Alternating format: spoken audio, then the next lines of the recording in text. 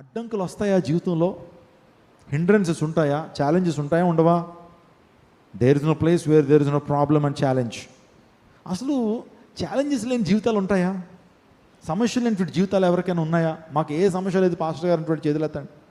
అసలు మాకు ఏ సమస్య లేదన్నటువంటి వారు. తమ్ముడు ఎవరు ఎత్తుతున్నాడు? ఓకే, చిన్నపిల్లోడు పాప ఇంకా స్కూల్కి సరిగ్గా వెళ్ళట్లేదేమో.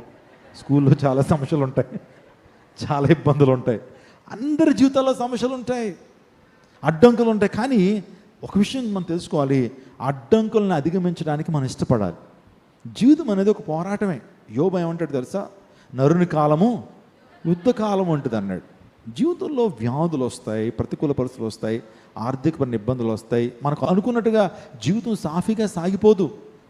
బిడ్డల నుంచి ఒక్కొక్కసారి ఏమొస్తుంది? తొందరలు వస్తాయి, భార్య నుంచి తొందరలు వస్తాయి. యోబు అంతటోడికే తప్పలేదు కదా భార్య నుంచి శోధన. యోబు అంతటోడికే తప్పలేదు. బైబిల్లో దైవ గ్రంథంలో ఒక ప్రముఖమైనటువంటి భక్తుడి జీవితంలోనే సమస్యలు ఉన్నాయా లేవా? ఉంటాయి. ఎప్పుడు కూడా సమస్యలు ఉండవు అనుకోవద్దు, కానీ సమస్యల్లో ప్రభు నీతో ఉంటాడు. స్తోత్రం చెప్పండి. సమస్యలను విజయం సాధించడానికి దేవుడు తన కృపను చూపుతాడు. మరలా ఒక సమస్య అయిపోయిన తర్వాత మరొక సమస్య రావచ్చు, కానీ దేవుడు నీతో ఉంటే సమస్యలపై విజయాన్ని నువ్వు పొందుకుంటావు.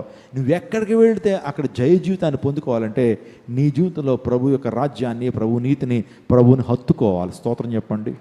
హల్లెలూయా.